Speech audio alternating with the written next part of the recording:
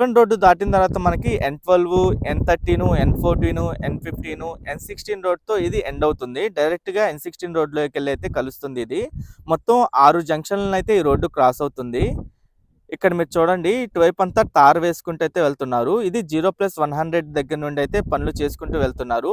మొత్తం 4.4 kilometres road అన్నమాట. అటువైపు కూడా మిగతా వర్క్స్ అయితే జరుగుతున్నాయి. కొన్ని వైపులేంటంటే స్టోమ్ వాటర్ డ్రైన్‌కి సంబంధించిన వర్క్స్, అలాగే ఇంకా పవర్ లైన్స్, ఐసీటీ లైన్స్‌కి సంబంధించి అండర్‌గ్రౌండ్ చేసే పనులైతే జరుగుతున్నాయి. ఇంకా కొంతవైపు అటువైపు వచ్చేసి ఏంటంటే ఒక లెవెల్ వరకు ఎక్స్‌కవేషన్ చేసిన తర్వాత శాండ్ ఫిల్లింగ్ అది అన్నీ చేసుకుంటున్నారు. ఇక్కడ రోడ్లు కూడా మంచి క్వాలిటీగా అయితే నిర్మిస్తున్నారు.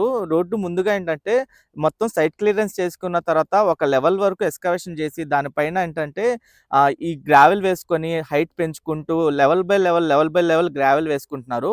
కొంత హైట్ వరకు గ్రావెల్ వేసుకున్న తర్వాత దానిపైన జీఎస్‌బీ